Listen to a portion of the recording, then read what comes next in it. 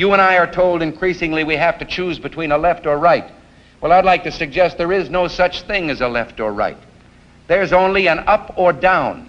Where I come from, you don't get far unless you ask. My name's Joe Biden. I'm a Democratic candidate for the United States Senate.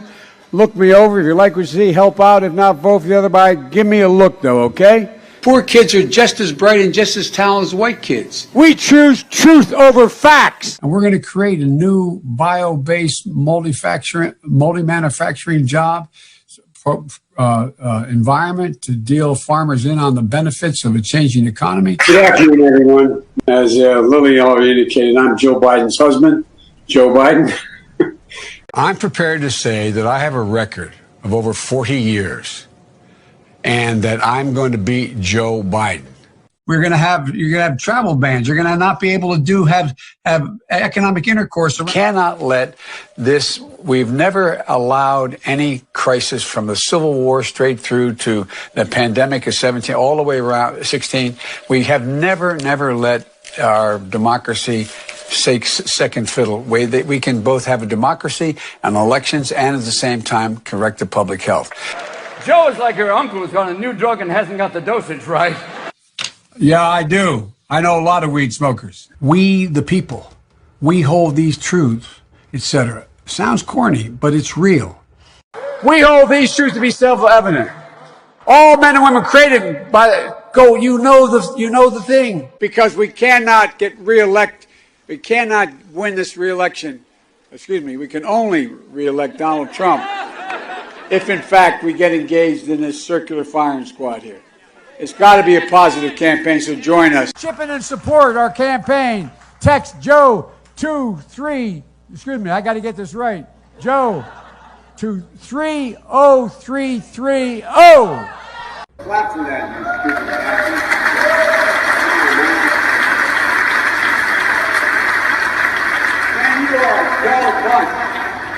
It seems pretty obvious to me that something isn't quite right.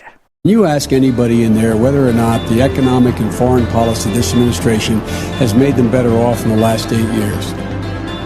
And in addition to that,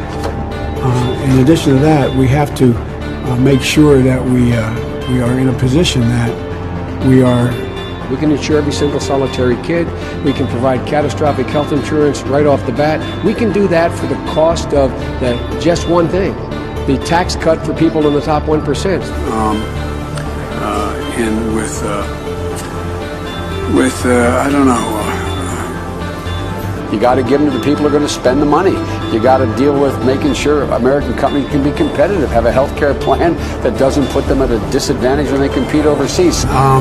There's during World War II, where Roosevelt came up with a thing that was totally different than he called it Joe Biden is not playing with a full deck. This is not somebody you can have as your president.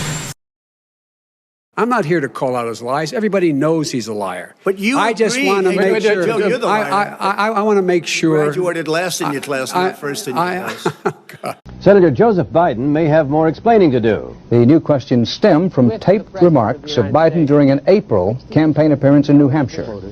I went to law school on a full academic scholarship, the only one in my class to have a full academic scholarship. Went back to law school and, in fact, ended up in the top half of my class.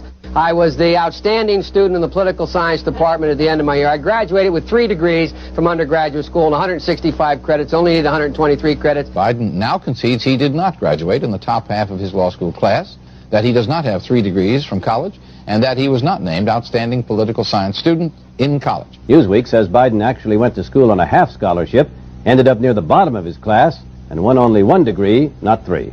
Joe Biden ranked 76th in a class of 85 at the University of Syracuse Law School. I mean, this guy comes off this whole thing as a flyweight. Now Biden says Newsweek is right. His memory had failed him. And I'd be delighted to sit down and compare my IQ to yours if you'd like, Frank. Joe Biden was victimized by the truth. Democratic presidential candidate Joseph Biden today faces a controversy. 3 weeks ago at a debate at the Iowa State Fair, he used phrases identical to those delivered by British Labour Party leader Neil Kinnock. Biden seemed to be claiming Kinnock's vision and life as his own. Why is it that my wife, who's sitting out there in the audience, is the first in her family to ever go to college? Why is Gladys the first woman in her family in 1,000 generations to be able to get to university? My ancestors who worked in the coal mines in northeast Pennsylvania don't come up after 12 hours and play football. 8 hours underground and then come up and play football. It's because they didn't have a platform upon which to stand. There was no platform upon which they could stand. The notion that every thought or notion or idea you'd have to go back and find and attribute to someone, I think is, quite frankly, ludicrous. The problem here is that Senator Biden told his audience he'd just been thinking about these things, and he failed to give any credit at all to his famous British speechwriter. You know, I was thinking on the way over here. Now that's a little too much, because as you point out, what's behind the words? What's there? And a lot of people, the rap on Biden has always been that it's just a surface. I should have said, to paraphrase Neil Kinnock, it's the only time I didn't, in all the times I've ever used it. You're a lying dog-faced pony soldier. But CBS News found a tape of a second instance. It reappeared in the New York Times with a new charge, that Biden had appropriated a famous litany from the late Robert Kennedy about what the gross national product cannot measure. It cannot measure the health of our children, The health of our children, the quality of our education, the quality of their education, the joy of their play, or the joy of their play.